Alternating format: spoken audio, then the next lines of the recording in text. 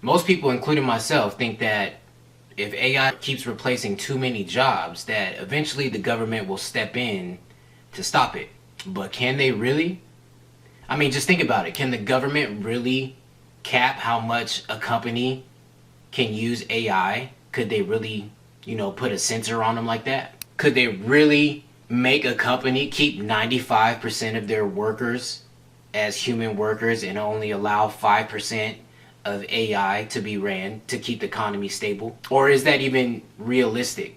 So that's what I wanted to talk about today. Today we're going to break this down clearly, just to get a good understanding of where we're headed and if we needed it, if the government can actually come in and save us. So what we're going to break down today is what the government is actually doing, what they could do, what they realistically won't do, and what this means for jobs in 2026 and beyond.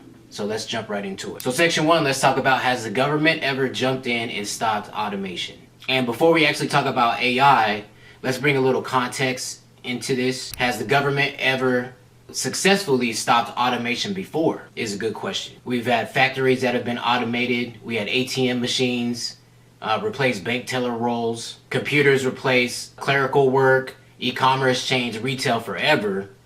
Right? We have stores closing down everywhere. So it's important to note that the government didn't stop those shifts, but what they did do is that they regulated safety, they supported retraining, and they adjusted labor rules. But most importantly, they did not ban the automation. They did not stop the job losses. And it looks like that AI is going to follow a similar pattern. Unfortunately, AI is going to replace a lot more jobs than those particular shifts that we just mentioned right now. So it's something that we should pay attention to.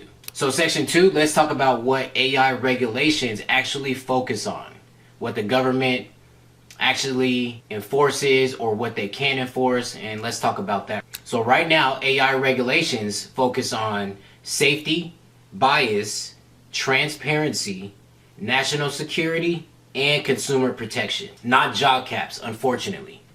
So, if a company wanted to run their business 95% AI and automation and only 5% human, they actually can. So actually in the European Union, the AI Act regulates risk levels and high-risk systems. In the US, executive orders, they focus on safety, testing, and responsible deployment. So none of these laws actually limit workforce percentages. None of these laws can save humans from the forever layoff category, which we've been hearing more and more lately as AI starts to become more dominant and used more prominently within companies around the world.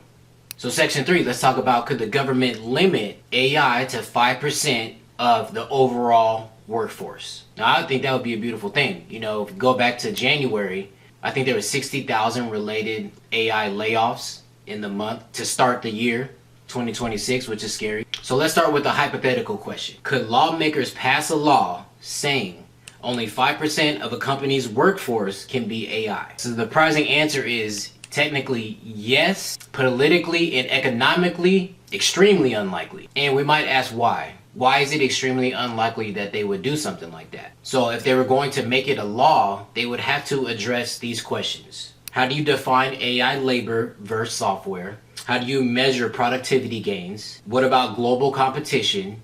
And would companies just reallocate? Basically saying, would companies just find a way around the law or just move their business overseas where automation and AI is used freely? And the problem with that is that enforcing that would require massive oversight for the government and would likely push innovation overseas, like we just said. So they definitely don't want that, because right now it's all about competition on who's going to have the most dominant AI systems. And so it's in a race between China, the US, the European Union is in it also. Everyone's racing to upgrade their power grid, to build more infrastructure. And so, yeah, it's a big deal right now. So in section 4, let's talk about what the government can actually do to help the cause, to help the economy as we know it, stay intact and If we think about Ray Dalio's how the economic machine works presentation and video that came out 12 years ago, of course he wasn't mentioning AI in that study, but he states that one person's spending is another man or woman's income. And AI has the potential to basically disrupt everything we know about how the economy works and how the economy performs. If we look at what happened in February, there's a $1 trillion wipeout from the stock market due to AI fears. And we can't keep having $1 trillion wipeouts. We just can't. That's why I was thinking about this question, like, could the government ever step in? Because ultimately, everybody's retirement and money is affected by how this AI revolution is going to play out. So here's where it gets practical. So governments can't easily stop automation, but what they can do is require AI impact disclosures. They can fund retraining programs. They can expand unemployment protections and invest in new industry infrastructure and create tax incentives for human hiring. Now, who would have thought that we would ever reach a point where there's tax incentives to hire humans? Like, ain't that crazy? That's pretty crazy, man. But I think that's a beautiful thing. Like, if it ever needs to go there, it's good that they're able to, hey, you hire more humans, we'll give you an extra bonus on your taxes. That's a beautiful thing. So just looking at what the government actually can do, this shifts the focus from blocking AI to actually cushioning the impact of what it's doing overall to the economy. So section 5, let's talk about what this means for 2026 and through 2028. A realistic outlook is that AI adoption will continue. Governments will regulate safety and transparency, but they will not freeze automation. Instead, what we will see is gradual workforce shifts. Now, I don't know about gradual.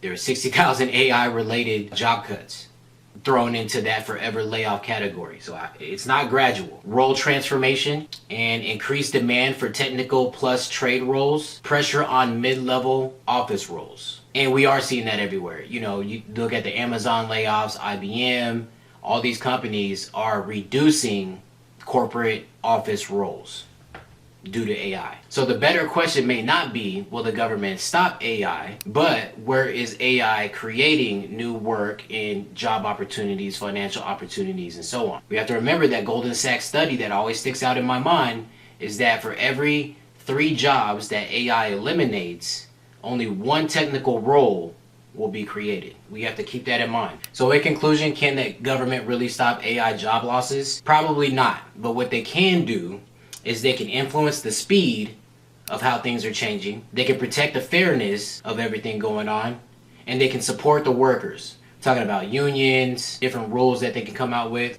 But history shows that they don't stop technological changes overnight. So which means that the real advantage goes to the people that understand the change and can adapt to the change instead of waiting to see what happens or to see what the government is going to do about it. So yeah, it was just something I thought about when I saw that $1 trillion wipeout on the stock market, because obviously we can't keep having that happen. It's a terrible thing. It scares the shit out of everybody. And yeah, I just thought it was something that it's crossed my mind, and I wanted to see if the government could do anything about it. The momentum is too strong now. There's just too much money wrapped up in it. Like, it's not going anywhere. We're gonna have to deal with this and do the best we can during this transition. So that's it for this one. I'll see you guys next time. Thank you for watching.